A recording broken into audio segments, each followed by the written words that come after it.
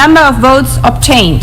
Khalilur Rahman, Bangladesh, 99, has been elected President of the General Assembly at its 81st session.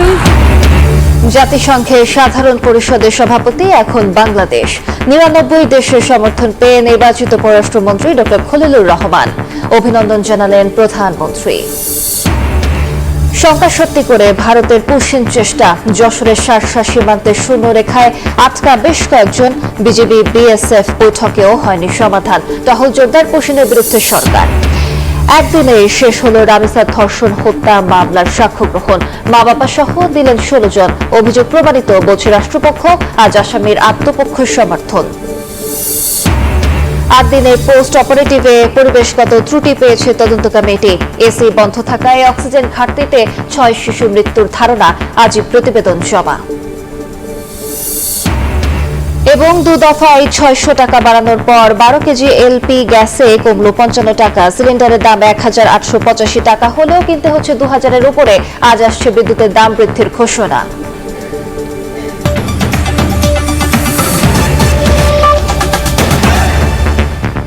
প্রবাসের সময়ের সঙ্গে আছি আমি আলিশা ইসলাম।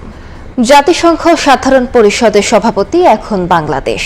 99 দেশের সমর্থন পেয়ে সভাপতি নির্বাচিত হয়েছেন পররাষ্ট্রমন্ত্রী ডক্টর খলিলুর রহমান। তার একমাত্র প্রতিদ্বন্দ্বী ছিলেন সাইপ্রাসের পররাষ্ট্রমন্ত্রীর বিশেষ দূত আন্দ্রেয়াস এস কাকোরিস। তিনি পেয়েছেন 91 ভোট। খলিলুর রহমান জাতিসংঘ সাধারণ পরিষদের 81তম অধিবেশনে সভাপতিত্ব করবেন। সভাপতি নির্বাচিত হওয়ায় ডক্টর খলিলুর রহমানকে অভিনন্দন জানিয়েছেন প্রধানমন্ত্রী তারেক রহমান। জাতিসংঘ সদর দফতর থেকে Hasanuzzaman Shakir report. Votes obtained. Khalilur Rahman, Bangladesh, 99, has been elected President of the General Assembly at its 81st session. 4 দশকের অপেক্ষার অবসান হলো। জাতিসংঘ সাধারণ পরিষদের সভাপতি এখন বাংলাদেশ। সাধারণ পরিষদের 81তম অধিবেশনের সভাপতি হলেন পররাষ্ট্রমন্ত্রী ডক্টর খলিলুর রহমান। ঐতিহাসিক এই নির্বাচনে জাতিসংঘ সদর দপ্তরের পররাষ্ট্রমন্ত্রী ছাড়াও উপস্থিত ছিলেন প্রধানমন্ত্রী তারেক রহমানের পররাষ্ট্র বিষয়ক উপদেষ্টা হুমায়ুন কবির। ফলাফল ঘোষণার পর উচ্ছ্বসিত হয়ে পড়ে বাংলাদেশের প্রতিনিধি দল। নির্বাচনে গোপন ব্যালটে 190টি সদস্য রাষ্ট্রের প্রতিনিধিরা ভোট দেন। এতে 99 ভোট পেয়ে প্রতিদ্বন্দ্বী সাইপ্রাসের পররাষ্ট্রমন্ত্রীর বিশেষ দূত আন্দ্রেয়াস এস কাকোরিসকে পরাজিত করেন খলিলুর রহমান। পরে নবনির্বাচিত সভাপতি হিসেবে বক্তব্য রাখেন তিনি। বলেন, বিশ্বব্যাপী যুদ্ধ বিগ্রহ ও অর্থনৈতিক সংকটের চ্যালেঞ্জ মোকাবেলা করে জাতিসংঘকে মানুষের আরো আস্থা ও বিশ্বাসের প্রতীক করে তুলতে হবে। I intend to work closely with member states on how we can prevent another lost decade of development and protect the vulnerable people in developing countries. পররাষ্ট্রমন্ত্রী খলিলুর রহমান তাকে মনোনীত করার জন্য প্রধানমন্ত্রী তারেক রহমানের প্রতিও ধন্যবাদ ও কৃতজ্ঞতা জানান। তিনি রোহিঙ্গা সমস্যার স্থায়ী সমাধানের উপর জোর দেন। Thank my Prime Minister, Mr. Tariq Rahman, for nominating me for the position of the President of the UNGA, as we have been sheltering for years about 1.2 million forcibly displaced Rohingya nationals of Myanmar. We can convince the world that Bangladesh is a happening place. Bangladesh can lead and influence for the good.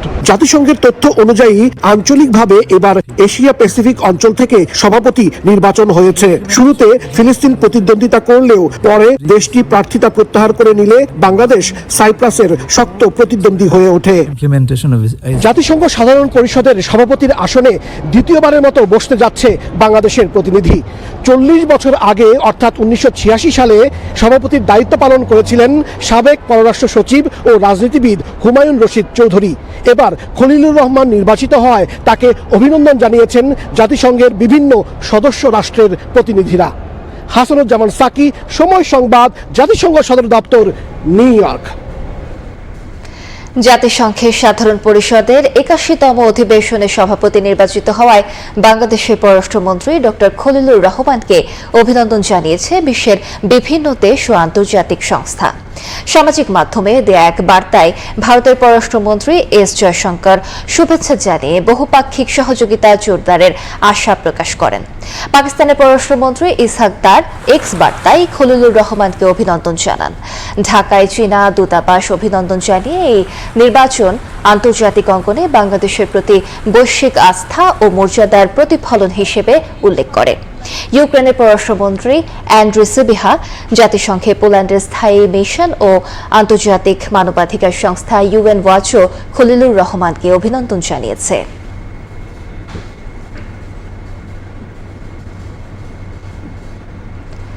শঙ্কাকে সত্যি করে যশোরের বেনাপোল সীমান্ত দিয়ে পুশিনের চেষ্টায় ভারত।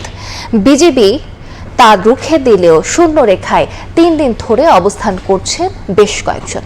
এ নিয়ে সতর্ক অবস্থানে গ্রামবাসীও। BGB BSF পতাকা বৈঠক হলেও কোনো সমাধান আসেনি। এদিকে স্বরাষ্ট্রমন্ত্রী জানিয়েছেন পুশিনের বিরুদ্ধে বিএনপি সরকার, তবে প্রকৃত কোনো বাংলাদেশি অন্য দেশে থাকলে আইনি প্রক্রিয়ায় হাঁটার তাগিদ স্বরাষ্ট্রমন্ত্রীর। পশ্চিমবঙ্গ রাজ্যে বিজেপি সরকার গঠনের পর থেকে সীমান্তের এপারে ভিড় বাড়ছে কথিত বাংলাদেশি নাগরিকদের। রোববার গভীর রাতে বেনাপোল আন্তর্জাতিক চেকপোস্টের উত্তরে সাদিপুর সীমান্ত এলাকায় কয়েকজন নারী, পুরুষ ও শিশুকে বাংলাদেশে প্রবেশ করানোর চেষ্টা করে বিএসএফ।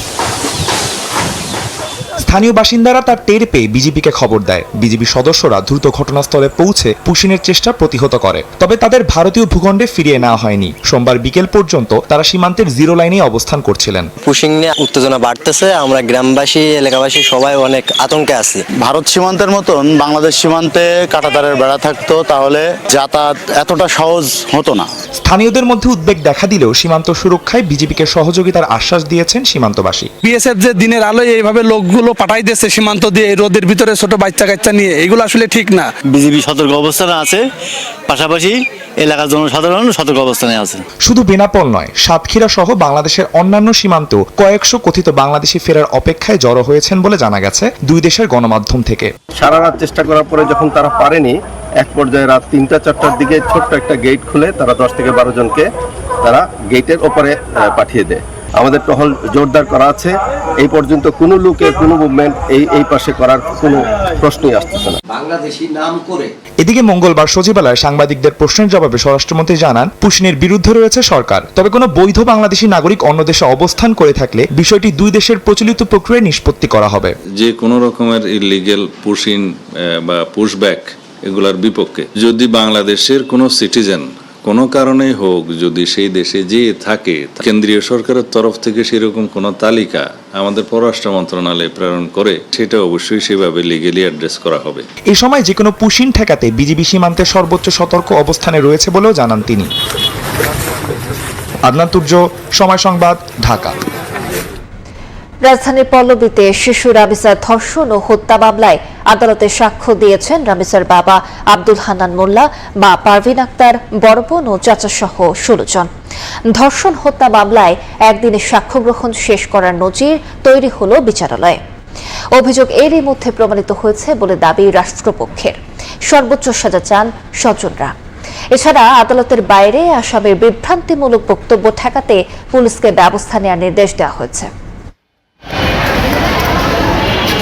শিশুকন্যার নির্মম মৃত্যুর ঘটনায় সাক্ষ্য দিতে সাক্ষীর কাঠগড়ায় রামিসার মা বাবা। কাঠগড়ায় দাঁড়িয়ে মেয়েকে ধর্ষণ ও হত্যার বর্ণনা দিতে গিয়ে কান্নায় ভেঙে পড়েছিলেন মা, আর কথা বলার শক্তি হারিয়ে ফেলেছিলেন রামিসার বাবা। আদালতের কাছে প্রত্যাশা করি আমি আমার মাসুম বাচ্চা যে নৃশংস হত্যাকাণ্ড, যে বর্বরচিত ধর্ষণ, এটা একটা ন্যায় এবং সুষ্ঠু বিচার এবং সেই বিচারের দ্রুত কার্যকারিতা। কাঠগড়ায় দাঁড়ানো আসামি সোহেল রানার দিকে আঙ্গুল তুলে রামিসার মা পারভিন আক্তার জানান, এই লোকই তার মেয়েকে হত্যা করেছে। দরজা খুলতে বারবার আগুতি করলেও দরজা খুলেনি আসামি স্বপ্না। এদিন আদালতে সাক্ষ্য দেন রামিসার বাবা, মা, বোন ও তদন্ত কর্মকর্তা সহ 16 জন। রাষ্ট্রপক্ষের আইনজীবী জানান, সাক্ষীদের বর্ণনা থেকে আসামিদের বিরুদ্ধে আনা অভিযোগ প্রমাণিত হয়েছে। মামলার গুরুত্বপূর্ণ যে ইনক্রিমিনেটিং এভিডেন্স সেটা মাননীয় ট্রাইব্যুনালে সাক্ষীগণ তাদের জবানবন্দিতে সুপ্রতিষ্ঠিত করেছেন এবং উভয় আসামির সংশ্লিষ্টতার যে প্রমাণ সাক্ষীগণ আদালতে দিয়েছেন। একদিনেই সম্পন্ন হয় এই মামলার সাক্ষ্য জেরা। এমন উদাহরণ দেশের বিচার বিভাগে দৃষ্টান্ত হয়ে থাকবে বলে মনে করেন রাষ্ট্রপক্ষের আইনজীবী। বাংলাদেশের ইতিহাসে এটা খুবই নৃশংস ঘটনা এবং এই ঘটনায় যেমন জনগণ মর্মাহত, তেমন সরকারও এই ব্যাপারে খুবই উদ্বেগ। সরকার নিযুক্ত আসামি পক্ষের আইনজীবী বলেন, উভয় পক্ষকে ন্যায় বিচার দেওয়ার জন্য কাজ করছেন তিনি। দেশ এবং দেশের বাইরে যেন এই বিচার প্রক্রিয়া প্রশ্নের সম্মুখীন না হয়, সেজন্য আসামি পক্ষে মামলা পরিচালনা করেছি, চেষ্টা করেছি বিচারটা যেন প্রশ্নের সম্মুখীন না হয়, ত্রুটিমুক্ত হয়। বুধবার আসামির আত্মপক্ষ সমর্থনের জন্য দিন ধার্য করেছেন ট্রাইব্যুনাল। এদিনই হতে পারে উভয় পক্ষের আইনজীবীর যুক্তিতর্ক উপস্থাপন। পরে যে কোনো দিন মামলার রায় ঘোষণা করা হবে বলে জানান রাষ্ট্রপক্ষের আইনজীবী। আসিফ মোহাম্মদ সিয়াম, সময় সংবাদ, ঢাকা। 8 দিন হাসপাতালে শিশু মৃত্যুর ঘটনায় পোস্ট ডেলিভারি ও পোস্ট অপারেটিভ ওয়ার্ডে ত্রুটি পেয়েছে তদন্ত কমিটি। মিলেছে পরিবেশগত সমস্যাও। তদন্ত কমিটি প্রতিবেদন জমা দেবে আজ।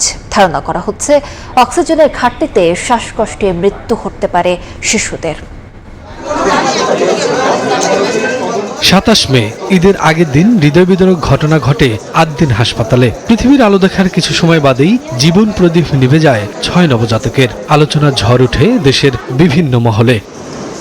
ঘটনার পরপরই তদন্ত নামে স্বাস্থ্য মন্ত্রণালয়। 31 মে প্রতিবেদন জমা দেওয়ার কথা থাকলেও গভীর পর্যবেক্ষণের জন্য তা বাড়ানো হয় 3 জুন পর্যন্ত।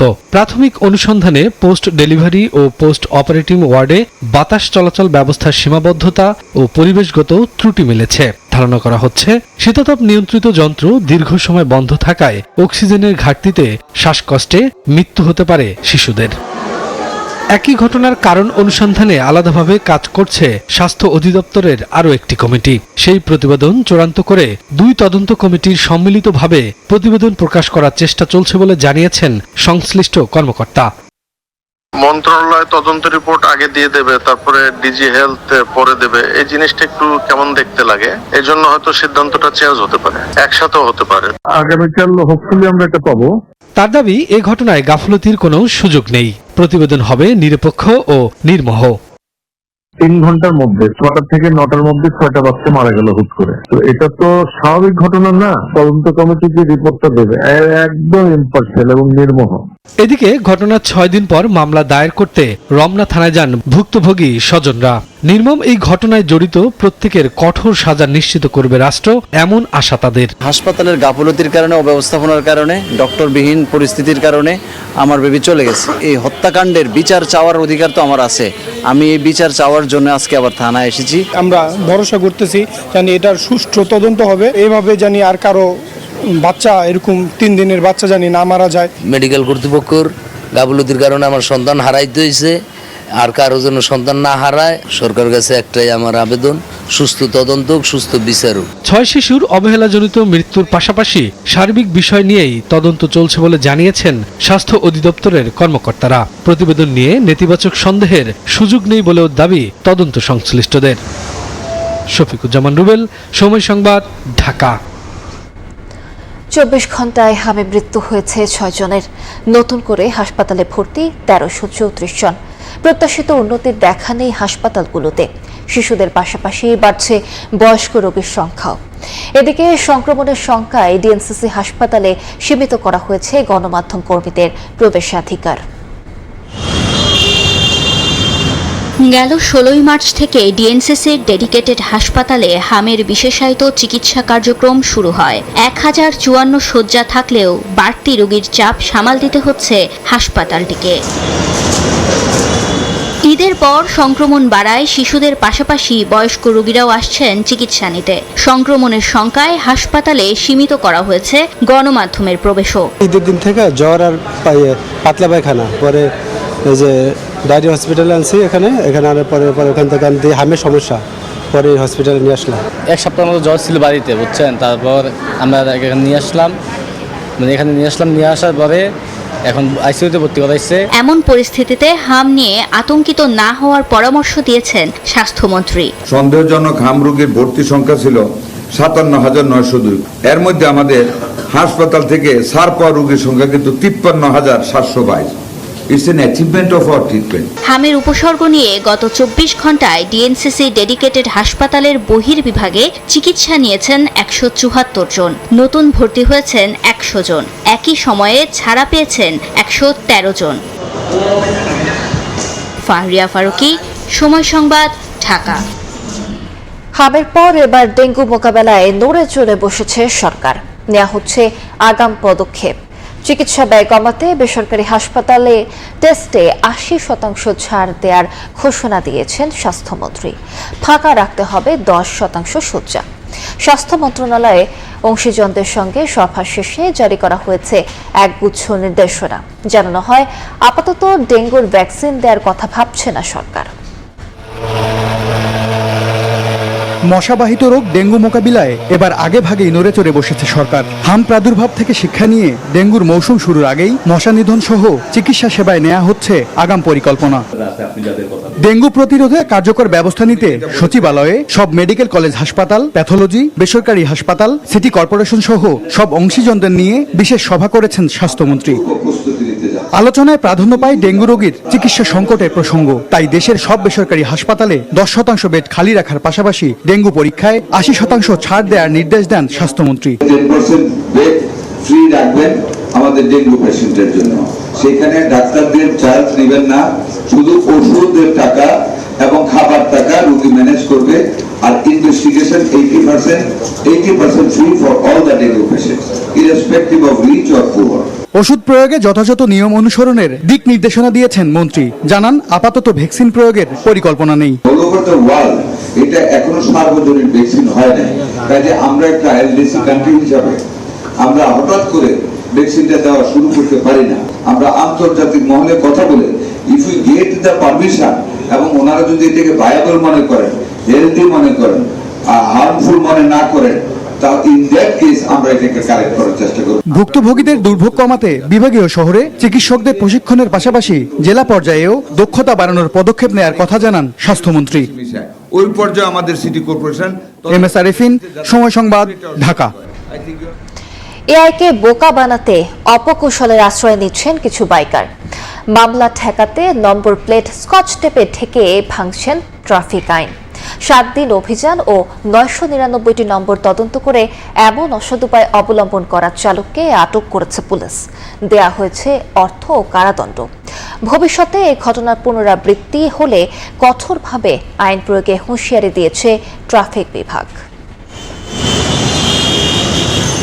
সড়কে শৃঙ্খলা ফেরাতে সম্প্রতি কৃত্রিম বুদ্ধিমত্তা বা এআই ক্যামেরা স্থাপন করে ঢাকা মহানগর পুলিশের ট্রাফিক বিভাগ। রীতিমতো সারা ফেলে এই উদ্যোগ। মামলার ভয়ে এখন আর সিগন্যাল অমান্য করছেন না চালকরা। ঠিক এমন সময় সামনে আসে কিছু ভিডিও। দেখা যায় মোটরসাইকেলের নম্বর প্লেটের ডিজিট টেপ দিয়ে ঢাকা। সড়কে চলছে স্বাভাবিকভাবেই। সামাজিক মাধ্যমে মুহূর্তে ভাইরাল হয় সেই ভিডিও। নজরে আসার পর মাঠে নামে ডিএমপির কাউন্টার টেরোরিজম ইউনিট। শুরু হয় এআই ও সিসিটিভি ফুটেজ খোঁজা। নম্বর প্লেটের শেষ ডিজিট হিসেবে 999টি নম্বর ধরে চলে তদন্ত। এক সপ্তাহে 70টি মোটরসাইকেল শর্টলিস্ট করা হয়। পরে ম্যানুয়ালি শনাক্ত করা হয় অপরাধীকে। একটা মোটরসাইকেলকে চিহ্নিত করতে গিয়ে আমাদেরকে 999টি মোটরসাইকেলকে নক করতে হয়েছে। এর মধ্যে আমরা কিছু পারমিউটেশন কম্বিনেশনের মাধ্যমে যে কালারটা চেঞ্জ করেছি, যে কালারটা যদি ব্ল্যাক, আমরা ব্ল্যাকটাই ধরেছি। নাম্বার প্লেটের ডিজাইনের সাথে যখন মিলেছে এবং তার সাথে যে তার গতিবিধি যেটা আছে আমরা সেটাকেও পর্যালোচনা করেছি। লালবাগের বেলতলি লেনে অভিযান চালিয়ে লাভলুকে আটক করা হয় মোটরসাইকেল সহ। তেজগাঁওয়ের অফিস শেষে ফেরার পথে লাভলু মোটরসাইকেলের নম্বর প্লেট ঢেকেছিল। হঠাৎ হেলমেটটা নাই, তো ভাবছিলাম যে যাওয়ার সময় যদি এই মামলা হয় এইখানে একটা ছোট ভাই একটা স্টিকার লাগাই দিছে। ও আমার আর মনে ছিল না, স্টিকারটা একদিন ছিল, তখন আমি একা যাচ্ছিলাম, তখন ওই ভিডিও ফুটেজটা মনে হয় কোনো সাংবাদিক করছে। তারপরে আমরা তেজগাঁও থেকে ধানমন্ডি যাই, এরপরে খুলে ফেলি। ডিএমপি ট্রাফিক বিভাগের প্রধান জানান, স্পেশাল মেট্রোপলিটন ম্যাজিস্ট্রেট লাবলু হককে 1 মাসের কারাদণ্ড ও জরিমানা করেন। এমন কৌশল থেকে বিরত না থাকলে কঠোরভাবে আইন প্রয়োগের হুঁশিয়ারি তার। কাউকে সাজা দেওয়া এটি কিন্তু আমাদের কোনো উদ্দেশ্য না। আমাদের প্রধান উদ্দেশ্য হচ্ছে যে সবাইকে সচেতন করা, যে আমরা নিজ থেকে যেন আইনটা আমরা মানার চেষ্টা করি। তারপরও যে ব্যত্যয় হয় না তা না, ব্যত্যয় তো হয়, এবং ব্যত্যয় যেখানে হবে সেখানে কিন্তু আইনের প্রয়োগ অত্যন্ত কঠোরভাবে আমরা এই জিনিসটা দেখব। 1 বছরের মধ্যে রাজধানীর শতাধিক পয়েন্টে এআই ক্যামেরা স্থাপনের পরিকল্পনার কথা জানিয়ে ট্রাফিক আইন না মানলেই মামলার মুখোমুখি করার হুঁশিয়ারি ট্রাফিক পুলিশের। মাসুদুর রহমান, সময় সংবাদ, ঢাকা। প্রবাসের সময় আরো থাকছে। প্রবাস থেকে ফিরে দেখা হলো না স্বজনের সঙ্গে। ফরিদপুরে ট্রাকের সঙ্গে ধাক্কায় প্রাইভেট কারের 5 আরোহী নিহত। চট্টগ্রামে বাইক পিকআপ সংঘর্ষে প্রাণ গেল বাবা ছেলের। রাষ্ট্রীয় মর্যাদায় সমাহিত হলেন মুক্তিযুদ্ধের অন্যতম সংগঠক ও বর্ষিয়ান রাজনীতিবিদ তোফায়েল আহমেদ। ভোলায় দ্বিতীয় ও তৃতীয় জানাজা শেষে স্ত্রীর কবরের পাশে চিরনিদ্রায় শায়িত করা হয় তাকে। তোফায়েল আহমেদের মৃত্যুতে রাজনৈতিক অঙ্গনে নেমে এসেছে শোকের ছায়া।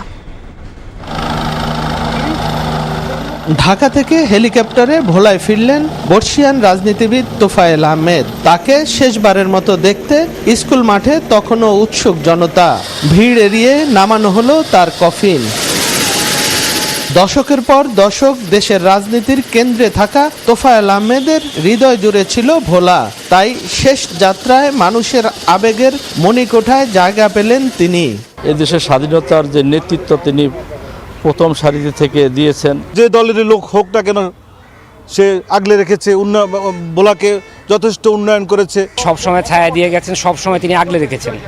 তার শূন্যতা আমাদের কাছে অপরিণীয়। রাষ্ট্রীয়ভাবে যেমন সফল, তেমনি ভোলার মানুষের সেবা করতে গিয়েও তিনি ভোলার মানুষের কোনো দলের হিসাব করেন নাই, বর্ণের হিসাব করেন নাই। তিনি সবার নেতা ছিলেন।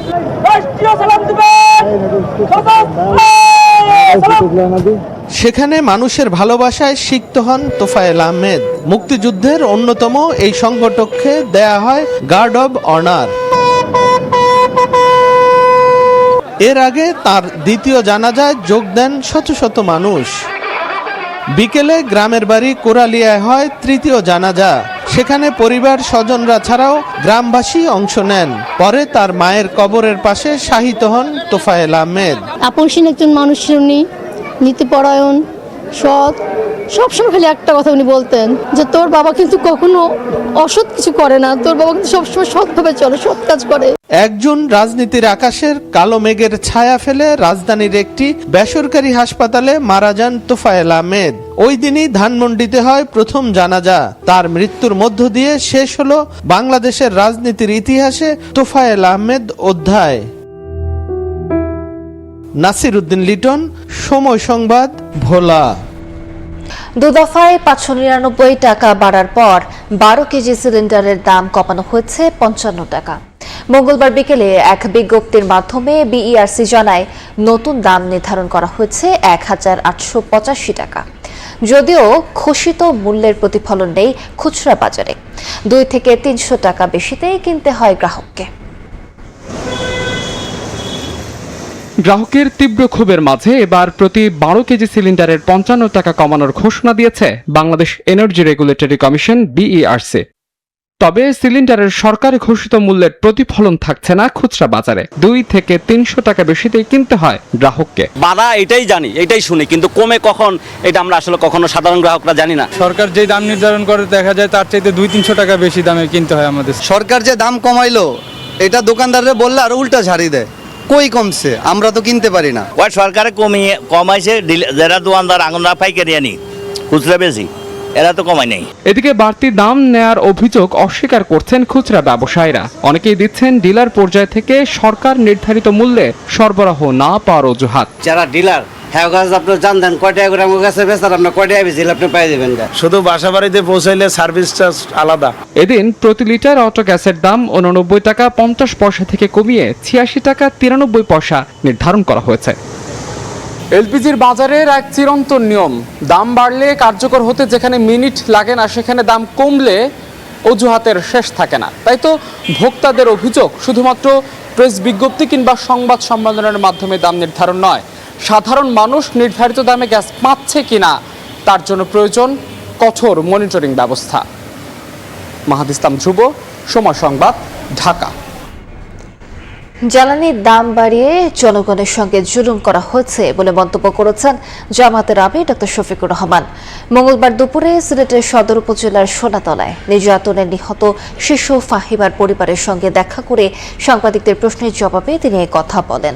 ডক্টর শফিক বলেন, মূল্য যদি বাড়াতেই হয় তাহলে সংসদে আলোচনা করা উচিত ছিল, কিন্তু রাতের আধারে তেলের দাম বাড়ানো হয়েছে যা জনগণের সঙ্গে প্রতারণার সামিল। সরকারের গত 3 মাসের কাজের মূল্যায়ন প্রসঙ্গে তিনি আরো বলেন, মানুষের প্রত্যাশা অনুযায়ী দেশ ভালো নেই।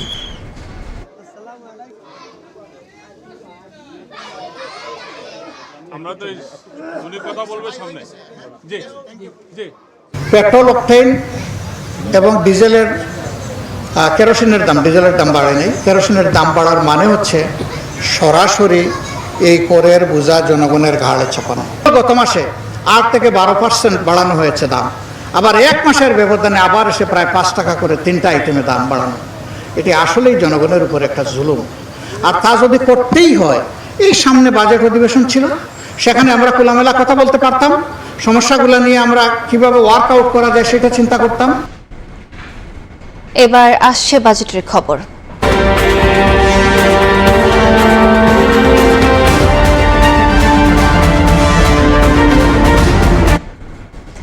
নতুন সরকারের প্রথম বাজেটে গুরুত্ব পাচ্ছে বিদ্যুৎ ও জ্বালানি খাত। এবার অগ্রাধিকারে থাকবে নবায়নযোগ্য উৎস থেকে বিদ্যুৎ উৎপাদন, জ্বালানি অনুসন্ধানের মতো বিষয়।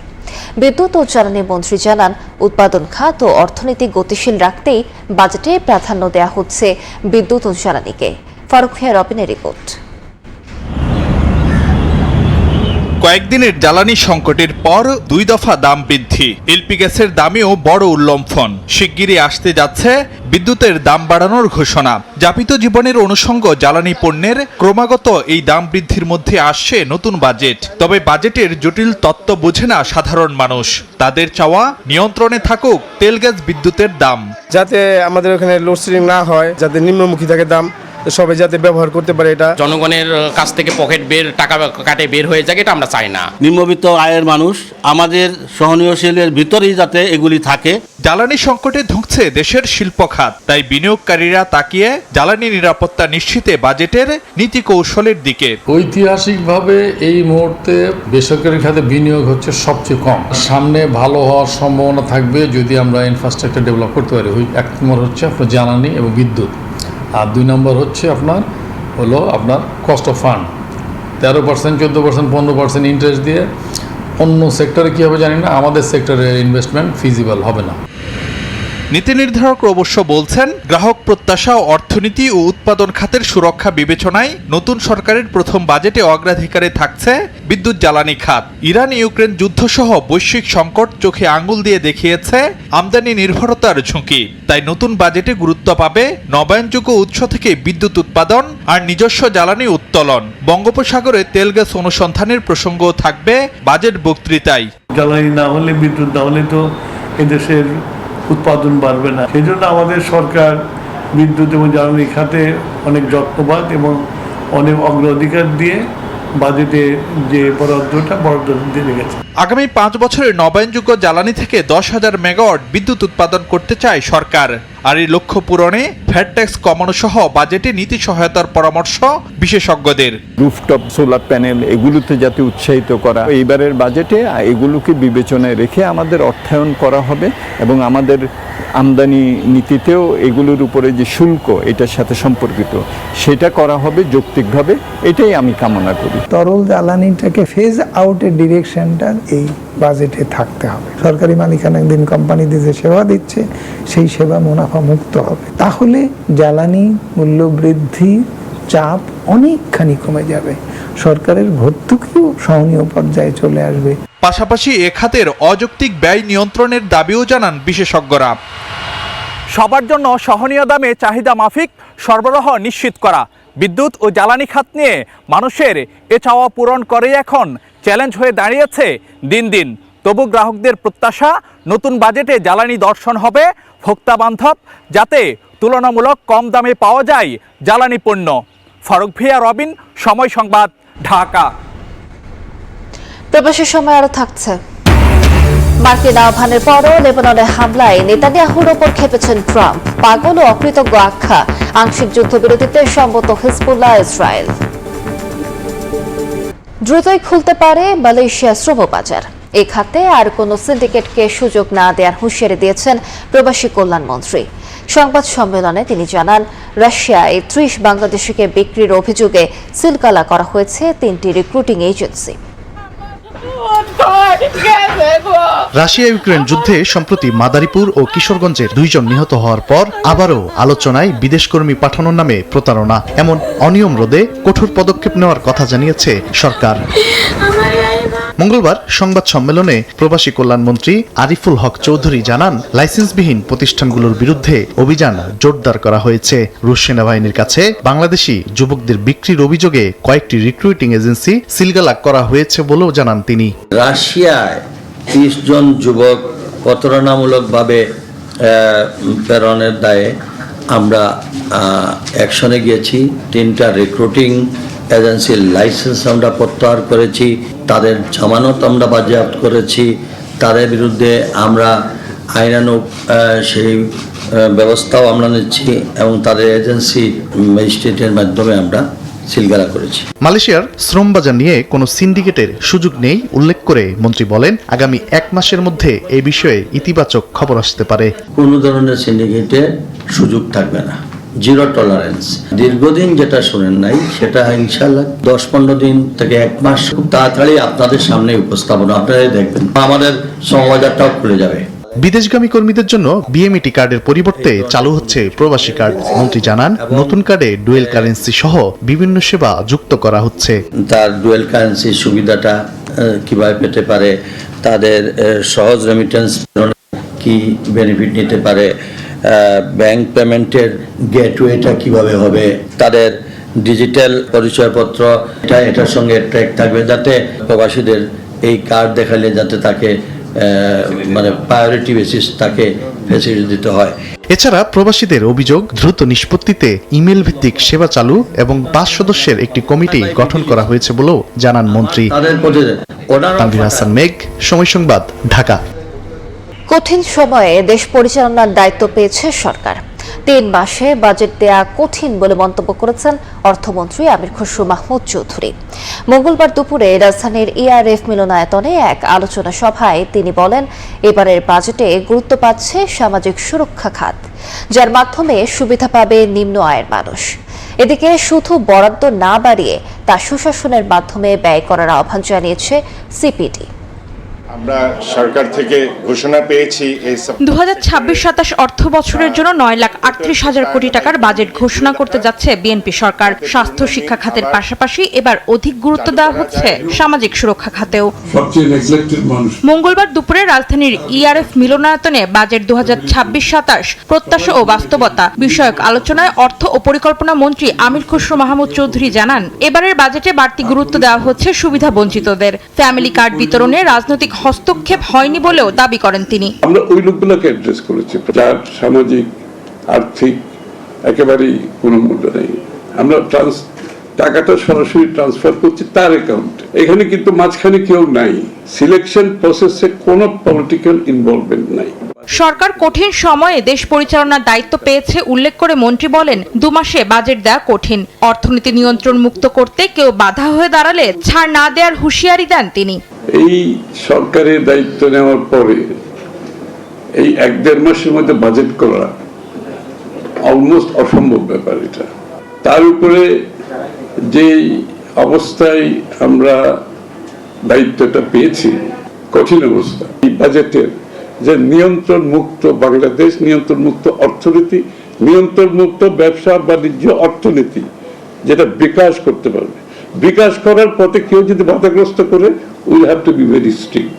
এ সময় সামাজিক সুরক্ষা খাতে বরাদ্দ বাড়ানোর চেয়ে তার সুষ্ঠু ব্যয় হচ্ছে কিনা তা নিশ্চিত করার আহ্বান জানান সিপিডি নির্বাহী পরিচালক ফাহমিদা খাতুন। সামাজিক নিরাপত্তা বেষ্টনী এবং ফ্যামিলি কার্ডের মতো একটা যে এই সরকারের যে একটা সিগনেচার প্রোগ্রাম, সেইটার আওতা বাড়বে আস্তে আস্তে, কিন্তু সেখানেও একটা প্রশ্ন আছে যে সেগুলো সুশাসনের সাথে যার দরকার সেই যাতে আসে এবং সেটার জন্য একটা স্বচ্ছ একটা ডেটাবেস থাকতে হবে। বাজেট বাস্তবায়নে রাজনৈতিক ও অর্থনৈতিক সুশাসনকে একসঙ্গে চলতে হবে বলেও মনে করেন তিনি। অন্তরা সেন, সময় সংবাদ, ঢাকা।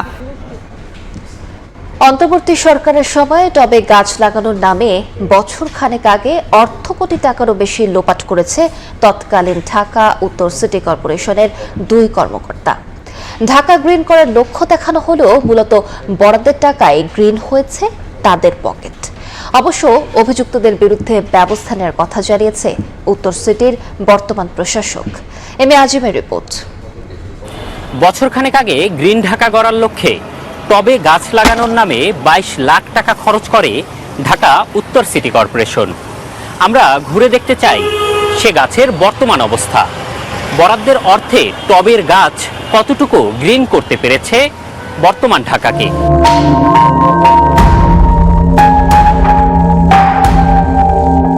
মিরপুর 1 থেকে 14 টবে লাগানো 700 গাছ থাকার কথা, তবে মেলেনি একটি গাছেরও সন্ধান। স্থানীয় থেকে পথচারী কেউ দেখেওনি টবের সে গাছ। এই ফুটপাত বা কোথাও রাস্তাঘাটে না, আমার চোখে পড়েনি। এরকম কোথাও দেখেন নাই? না। সিটি কর্পোরেশন লাগিয়েছে? না, এটা দেখে নাই। তাহলে ঢাকা গ্রিন করার নামে বরাদ্দের অর্থ কি কারো পকেট গ্রিন করেছে?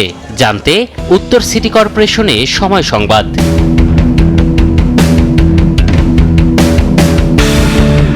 ক্যামেরার সামনে কথা বলতে রাজি না পরিবেশ, জলবায়ু ও দুর্যোগ ব্যবস্থাপনা সার্কেলের কোনো কর্মকর্তা। তত্ত্বাবধায়ক প্রকৌশলী নিজেই জানান যে কয়েকটি গাছ লাগিয়েছিলেন তারা, তার জন্য কিনতে হয়নি টব। সিটি কর্পোরেশনের ড্রাম কেটেই বিনামূল্যে টব বানিয়েছেন তারা। আমরা যে ড্রামগুলো এখানে ইউজ করছি সেগুলো কোনো কেনার ড্রাম না, এটা আমাদের যে মশার ওষুধের যে ড্রাম সেগুলোকে আমরা রিইউজ করেছি। গাছ কোথায় প্রশ্নের মুখে দায় স্বীকার করেন আরবরিকালচার কর্মকর্তা। বলেন কিছুটা ত্রুটি আছে তাদের। এটাতে একটু হচ্ছে আমাদের একটু প্রবলেম আছে, একেবারে যে নাই প্রবলেম তা না। এখানে হচ্ছে কিছু এই জায়গায় আমাদের হচ্ছে গাছ নষ্ট করে ফেলছে। শুধু একটি সড়ক আর 700 গাছ নয়, রাজধানীতে এমন একাধিক স্থানে গাছ লাগানোর নামে অর্থ ব্যয় করছেন তারা। 700 আমরা এখানে দিইনি, আমাদের 1000 প্রত্যেকটা কোথায় কোথায় দিচ্ছে আমাদের লিস্ট আছে, ওইখানে আমরা 700 দিইনি। আমাকে একটু লিস্টটা দিতে পারবেন ভাই? আচ্ছা, আমি ওটা দিতে পারবো।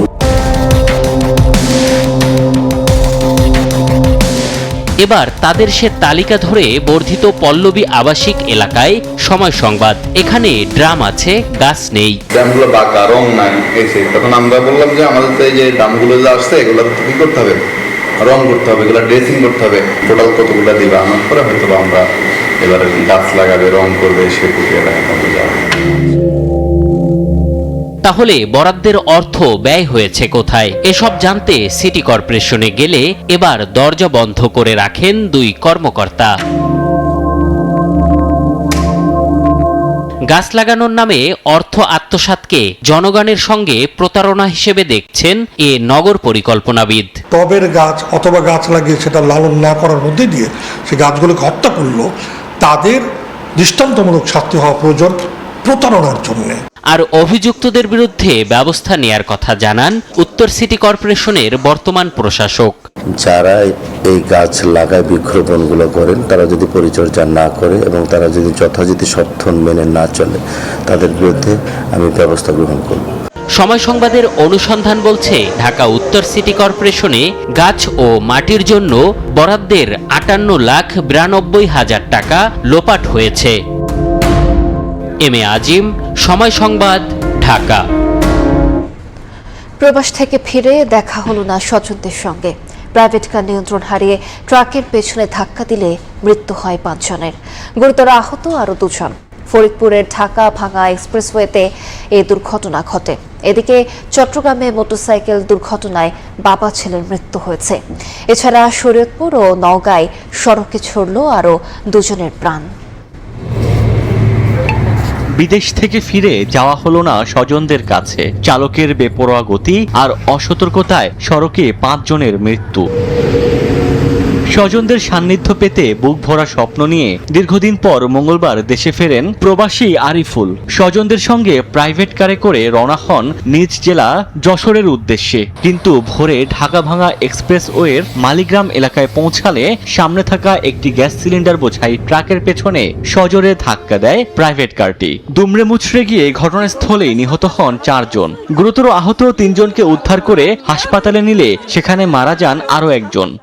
ছিল মালয়েশিয়ায়, মা বোন এরা হচ্ছে আনতে গিয়েছিল। এদিকে কুয়াকাটায় বেপরোয়া গতিতে মোটরসাইকেল চালাচ্ছিল 3 বন্ধু। নিয়ন্ত্রণ হারিয়ে সড়কে ছিটকে পড়ে তারা। নিহত হন জিসান নামে এক যুবক, আহত হন আরো 2 জন। হতাহতদের বাড়ি শরীয়তপুরে।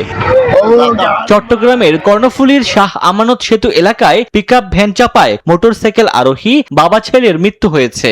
এছাড়া নওগাঁয় বাস চাপায় এক যুবক নিহত হয়েছেন। ওমর ফারুক, সময় সংবাদ। বাংলাদেশে একটি বড় হত্যাকাণ্ড সম্পর্কে সব জানেন বলে দাবি করেছেন পশ্চিমবঙ্গের সাবেক মুখ্যমন্ত্রী মমতা বন্দ্যোপাধ্যায়। হত্যাকাণ্ডের পেছনে ভারত সরকারের সম্পৃক্ততা ছিল বলে দাবি করেন তিনি। এমনকি হত্যা মামলার আসামিরা পশ্চিমবঙ্গে গ্রেফতার হলে সে খবর চেপে রাখতে ভারতের স্বরাষ্ট্রমন্ত্রী অমিত শাহ ফোন করেছিলেন বলেও জানিয়েছেন মমতা। পশ্চিমবঙ্গের তৃণমূল কংগ্রেসের ক্ষমতা হারানোর প্রায় 1 মাস পর মঙ্গলবার বড় কর্মসূচিতে রাস্তায় নামেন তৃণমূল নেত্রী। সেখানে বিস্ফোরক মন্তব্য করেন তিনি। বাংলাদেশ থেকে একটা বড় খুনিকে এসটিএফ অ্যারেস্ট করেছিল, জেনে রাখুন। যা নিয়ে বাংলাদেশে অনেক রেভলিউশন হয়েছিল। অন্য দেশের কথা আমি বলছি না, আমার বলার অধিকার নেই, কিন্তু আমি যেটা বলছি পয়েন্টটা, তারপরে তারা মেঘালয় দিয়ে বাংলায় চলে আসে।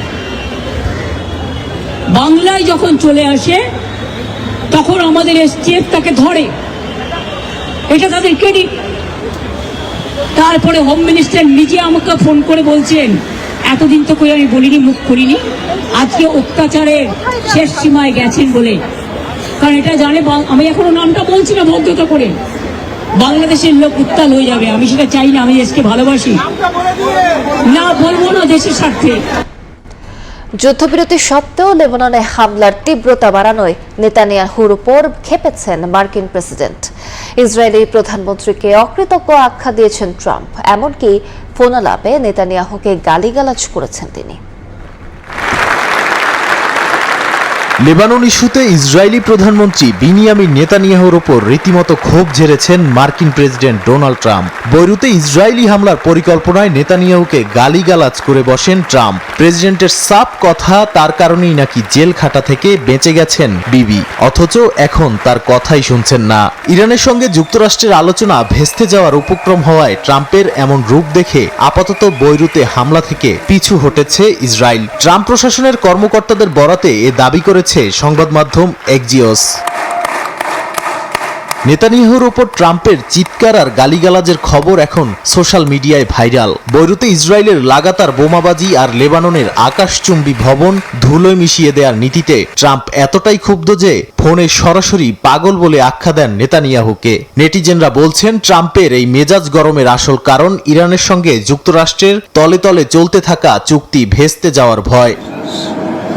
একজন বিশ্বনেতা আরেকজন রাষ্ট্রপ্রধানকে এভাবে ফোনে ধমক দিয়ে সোজা লাইনে নিয়ে আসছেন, এমন দৃশ্য সচরাচর দেখা যায় না। মার্কিন গোয়েন্দা সূত্র বলছে, ট্রাম্পের এমন ধমক খেয়ে নেতানিয়াহু নাকি বাধ্য ছেলের মতো ঠিক আছে বলে ফোনের লাইন কেটেছেন। নাদিম মারজান, সময় সংবাদ। যুক্তরাষ্ট্রের লস অ্যাঞ্জেলেসে ক্যালিফোর্নিয়া বিএনপির উদ্যোগে শহীদ প্রেসিডেন্ট জিয়াউর রহমানের 45তম শাহাদাত বার্ষিকী উপলক্ষে অনুষ্ঠিত হল আলোচনা ও দোয়া মাহফিল। স্থানীয় সময় সোমবার সন্ধ্যায় শহরের অর্কিড মিলনায়তনে এই আয়োজন করা হয়। বক্তব্যে মাগুরা 1 আসনের সংসদ সদস্য মনোয়ার হোসেন খান দেশের উন্নয়ন ও অগ্রযাত্রায় প্রবাসী বাংলাদেশিদের ভূমিকার কথা তুলে ধরেন। জাতীয় স্বার্থে প্রবাসীদের পরামর্শ ও অভিজ্ঞতাকে সরকার যথাযথ গুরুত্ব দেবে বলে জানান তিনি। সভায় উপস্থিত ছিলেন ক্যালিফোর্নিয়া বিএনপির বিভিন্ন পর্যায়ের নেতাকর্মীরা। আলোচনা শেষে জিয়াউর রহমান ও বেগম খালেদা জিয়ার রুহের মাগফিরাত এবং প্রধানমন্ত্রী তারেক রহমানের দীর্ঘায়ু ও সুস্বাস্থ্য কামনায় বিশেষ দোয়া ও মোনাজাত অনুষ্ঠিত হয়।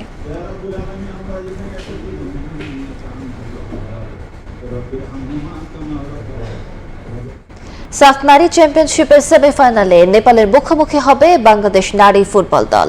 ফাইনাল নিশ্চিতে এই ম্যাচে জয় ছাড়া কিছুই ভাবছে না ডিফেন্ডিং চ্যাম্পিয়নরা। তবে নেপাল ম্যাচের আগে দুঃসংবাদ পেল বাংলাদেশ নারী ফুটবল দল। বার্ধক্যজনিত কারণে শিউলি আজিবের মায়ের মৃত্যুতে অনুশীলন করেনি লাল সবুজের মেয়েরা। এদিকে রোমাঞ্চকর ফাইনালের অপেক্ষায় নেপালের কোচ। ম্যাচ শুরু হবে বাংলাদেশ সময় বিকাল 4:30টায়। ভারতের গোয়া থেকে ফাহিম ইসলামের রিপোর্ট। টুর্নামেন্টে বাঁচা মরার লড়াইয়ে নেপালের বিপক্ষে মহা গুরুত্বপূর্ণ সেমিফাইনালের আগে ব্যাম্বোলিম অ্যাথলেটিক স্টেডিয়ামে শেষ সেশন করার কথা ছিল বাংলাদেশ নারী ফুটবল দলের। তবে একেবারে শেষ মুহূর্তে সেই অনুশীলন বাতিল করে টিম ম্যানেজমেন্ট। কারণটা খুবই হৃদয় বিদারক। ক্যাম্পে থাকা শিউলি আজিমের মায়ের হঠাৎ প্রয়াণে পুরো টিম শোকে কাতর। তাই অনুশীলন বাতিল করেছে টিম ম্যানেজমেন্ট। তবে যথাসময়ে অনুশীলনে এসেছে নেপাল নারী ফুটবল দল। শিউলি আজিমের মায়ের মৃত্যুর খবর শুনে শোক প্রকাশ করেন নেপাল নারী ফুটবল দলের কোচ। আমি সকালেই শুনেছি বাংলাদেশের ফুটবলার শিউলি আজিমের মায়ের মৃত্যুর খবর। বিষয়টি খুবই হৃদয় বিদারক। আমি শিউলি ও বাংলাদেশ দলের প্রতি শোক জানাচ্ছি। প্রার্থনা করি তারা যেন এই শোক কাটিয়ে ওঠে। গেল 2 সাফে হিমালয় কন্যাদের হৃদয় ভেঙেছিল বাংলাদেশ দল। এবার তাই যে কোনো মূল্যে লাল সবুজদের বিপক্ষে জয় তুলে নিয়ে ফাইনাল নিশ্চিত করতে চায় নেপালের ফুটবলাররা। গ্রুপ পর্বে বাজে পারফর্ম করা বাংলাদেশকে হালকাভাবে নিচ্ছেন না নেপালের কোচ। দলে নেই দলটার সবচেয়ে বড় তারকা সাবিত্রা ভান্ডারী। তার শূন্যতা পূরণে তরুণদের এগিয়ে আসতে বললেন নেপালের হেড কোচ নবীন নেউপানি। সাবিত্রা আমাদের দলে গুরুত্বপূর্ণ একজন খেলোয়াড়। তার অনুপস্থিতিতে অবশ্যই দলের জন্য ভালো নয়, তবে আমার বিশ্বাস তরুণরা তার জায়গা নিয়ে নেবে। নিঃসন্দেহে ম্যাচটি অনেক বেশি প্রতিদ্বন্দ্বিতাপূর্ণ হতে যাচ্ছে। বাংলাদেশ অনেক ভালো দল, অনেক প্রতিভাবান ফুটবলার রয়েছে তাদের। ফাইনালে যাওয়ার সুযোগ দুই দলেরই রয়েছে। তবে সকালে অনুশীলন না করলেও বিকালে রিকভারি সেশন করেছে বাংলাদেশ নারী ফুটবল দল। শিউলি আজিমের মায়ের মৃত্যুর শোক কাটাতে আরব সাগরের পারে ফুটবলারদের উজ্জীবিত করার চেষ্টা করেছে টিম ম্যানেজমেন্ট। গ্রুপ পর্বে খারাপ করলেও সেমিফাইনালে ঘুরে দাঁড়াতে চাইবে বাটলা শিষ্যরা। গেল 2 সাফের ফাইনালে নেপালের বিপক্ষে জয় নিশ্চিতভাবে এগিয়ে রাখবে লাল সবুজ মেয়েদের। সবচেয়ে গুরুত্বপূর্ণ বিষয় হলো নিজেদের প্রস্তুত করা এবং ইতিবাচক মানসিকতা নিয়ে এগিয়ে যাওয়া। মূল চ্যালেঞ্জটা হলো দুঃখ, মর্মান্তিক ঘটনা এবং বিশেষ করে আমরা যে পরিস্থিতিতে আছি সেই শোককে ইতিবাচক শক্তিতে রূপান্তরিত করা। কাজটা মোটেও সহজ নয়, তবে আমি দৃঢ়ভাবে বিশ্বাস করি এই মেয়েরা মাঠে গিয়ে দারুণ পারফরমেন্স দেখানোর সক্ষমতা রাখে।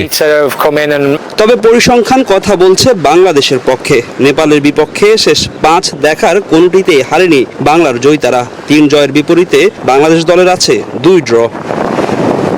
শিউলির মায়ের প্রয়াণে শোক ছুঁয়ে গেছে পুরো দলকে। তবে সেই শোককে শক্তিতে রূপান্তর করতে চায় বাংলাদেশের নারী ফুটবলাররা। সেমিফাইনালে নেপালকে হারিয়ে ফাইনাল নিশ্চিত করতে বদ্ধপরিকর লাল সবুজের মেয়েরা। ব্যাম্বলিন অ্যাথলেটিক্স স্টেডিয়াম থেকে ফাহিম ইসলাম, সময় সংবাদ, গোয়া, ভারত। আইসিসির স্বীকৃতি ছাড়াই বোর্ড পরিচালনা করে আসছেন তামিম ইকবালের অ্যাডহক কমিটি। ঢাকায় এসে এমনটাই জানিয়েছেন আইসিসির 2 সদস্য। দাবি করেছেন আমিনুল ইসলাম বুলবুলের আইনজীবী। বিসিবি নির্বাচন নিয়ে বিচারালয়ে একগুচ্ছ রিটে হতবাক তারা। যদিও নির্ধারিত সময়ে বোর্ড নির্বাচন আয়োজনের বিষয়ে আত্মবিশ্বাসী বিসিবির আইনজীবী। ত্রয়োদশ জাতীয় সংসদ নির্বাচনের পরেই পরিবর্তন আসে বাংলাদেশ ক্রিকেট বোর্ডে। আমিনুল ইসলামের বোর্ড ভেঙে গঠন করা হয় অ্যাডহক কমিটি, যার নেতৃত্বে সাবেক অধিনায়ক তামিম ইকবাল। কেবল নির্বাচন আয়োজনের দায়িত্ব থাকলেও নতুন করে কাউন্সিলর তালিকা প্রণয়ন করে এই কমিটি। এতে করে নির্বাচনের গ্রহণযোগ্যতা নিয়ে প্রশ্ন উঠছে। দায়ের করা হচ্ছে একের পর এক রিট। আর এমন পরিস্থিতিতেই বাংলাদেশ সফরে আইসিসির 2 সদস্যের প্রতিনিধি দল। বোর্ড ঘিরে এমন লঙ্কাকাণ্ডে রীতিমতো হতবাক তারা। তারা তো বিদেশে থাকে, তারা তো আসলে আমাদের দেশের কালচারটা পুরোপুরি বোঝে না। সে কারণে তারা কনফিউজ হয়ে যাচ্ছে। এবং আপনারা জানেন অলরেডি যে তারা 2 জন প্রতিনিধি দল গঠন করে বর্তমানে তারা বাংলাদেশে অবস্থান করছে।